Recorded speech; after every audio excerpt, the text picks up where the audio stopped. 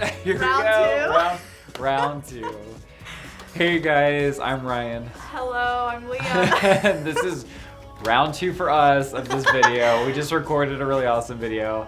So good, you guys. And it didn't have audio. We're gonna have a better conversation this time. Anyway, something I wanted to point out before we started, we always kind of feature some fun songs in the beginning of the video and the same song at the end of the video, and you'll see like a little album cover.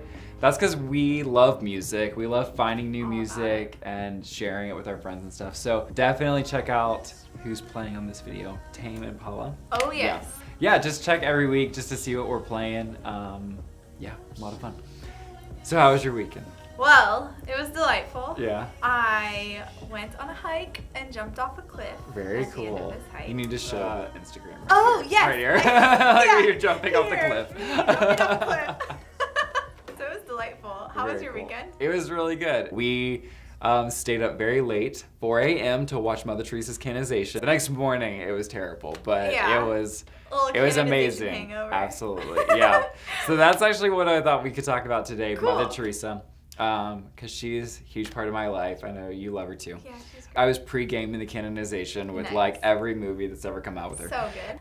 And there was a scene in particular of the movie The Letters, which is on Netflix. Check it out. She was teaching these children, and there was people in the village who were kind of like, oh, well, this Christian woman is coming in to convert all of our children to Christianity, right? Mm-hmm. And this is something that she would say frequently, but she said, I'm not here to convert your children. I'm just here to teach them to read. Or I'm not here to convert this poor man who's dying. I'm just here to love him, you know, and take care of him.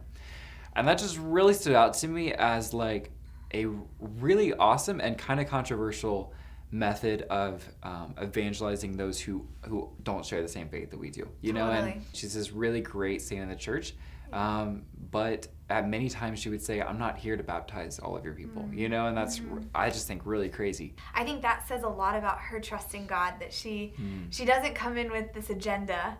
She just trusts that Absolutely. by her own loving these people, God is going to do what he wants to do. What it really caught at me in like our modern condition, right, and like in America, is that we will typically like evangelize that way when we are evangelizing somebody who is like poor or physically in need of something, you know. So if I see a homeless person on the side of the road, of course I'm gonna like bring over the food for them first, or bring them to a homeless shelter, or give them money or something like that. Like I'm gonna meet their need first before I start sharing the gospel with them, right? Right. But when it comes to people who are in need of other things like love, friendship, community, the desire to be noticed, the desire to be listened to, I think especially in those groups that would consider themselves anti-Catholic, you know, or that they see their ideologies are like against the church, you know. So I think of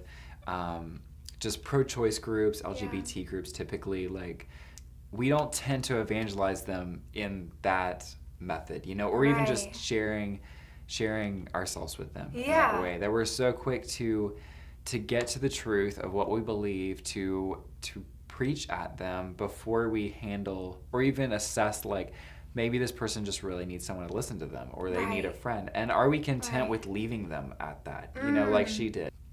Am I trusting God enough to become their friend and not do another thing until God tells me to, you know?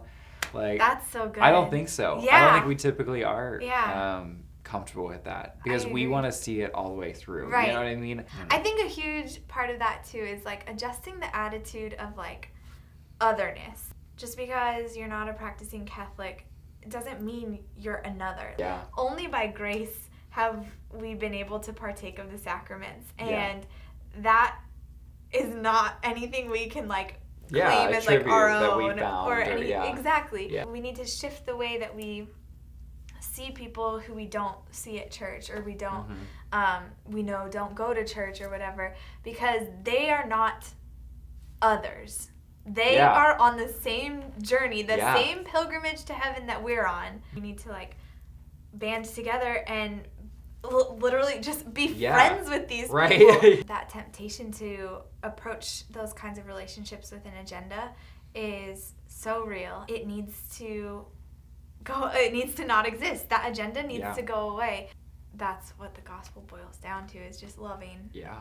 the person that's in front of us. Mm-hmm. Yeah, absolutely. And also allowing that moment to be an opportunity for Christ to love us. I remember someone was telling me about meeting the person of Christ in a cashier at Target, or a Starbucks barista, or your sibling, or something like that. Typically, I'm very comfortable with thinking of Jesus in that poor person who lives in Africa, very far away from me, and I'm going to love them, you know?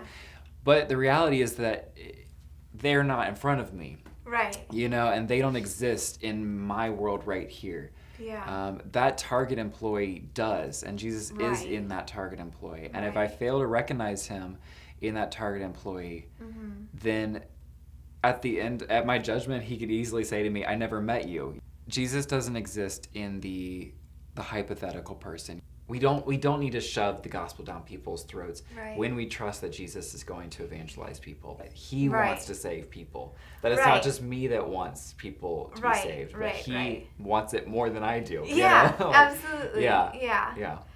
So what does that look like for you? Like the practicals. The practicals. Since the hypotheticals aren't in front of you, who is in front of you? And like, how are you going to love them? Yeah, absolutely. Just becoming more attentive of the person who is actually in front of me, and not, like I said, getting wrapped up in the idea of the hypothetical, you know, that I'm going to evangelize these people or this group of people. Like, no, I wasn't called to that yet. So good. How about you? What do you think is like the practical way you can live this out? Yeah. Something I think that I need to always grow in is prayer. That needs to be number one, because I can't be open to encountering Christ in another person if I'm not open to encountering him in the quiet of the chapel, you know? But another thing that I was talking about during the first take was, at this point in my life, something that is like a big thing for me is like the social environments that I'm in. And a lot of times that means like going out to bars and going out with friends or going to different parties, and they're not always like Catholic beer club parties or anything, you know? Like, for me, like, that means loving the people I encounter at those places, allowing conversations and encounters to happen, and obviously being prudent about it, and not like sitting down with someone who's hammered drunk being like, so tell me about your life.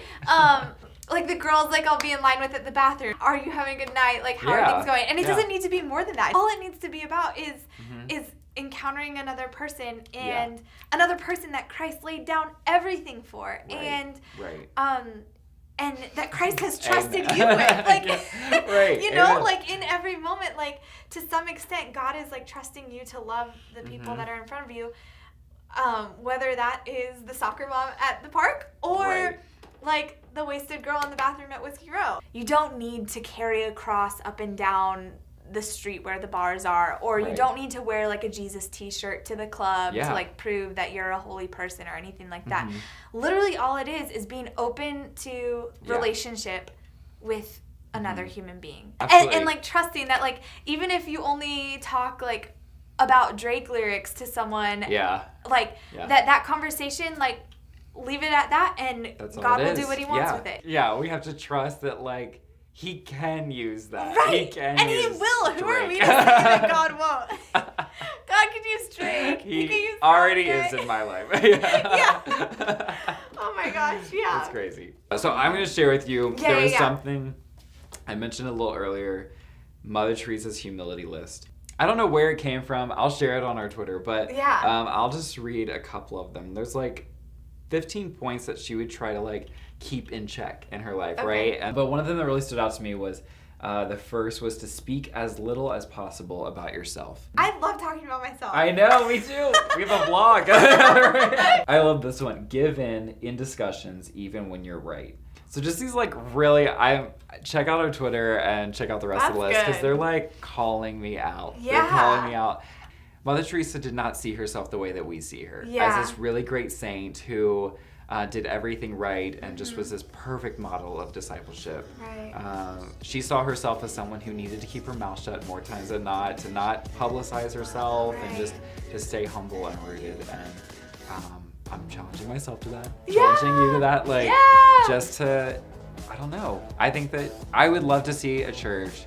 I think Jesus wants to see a church that is more actively humble and just authentically friends with the people that he brings into our path. You know, if we're focused on being friends with people and not saving people. Right. In a roundabout way, more people would find Jesus. Absolutely. You know? Thanks for watching, you guys. We love sharing these conversations with you, and we hope to have more conversations with you through Twitter at Culture Koolaid. And let us know what you think about Mother Teresa, how the church needs to evangelize. Just share your thoughts. We just want to hear anything that you have to say. Thanks for watching. Thanks for watching. I really said point. Yeah. I think that's the way to do it. Bye. I feel like we end every video with us laughing We're out. So cute. We're good.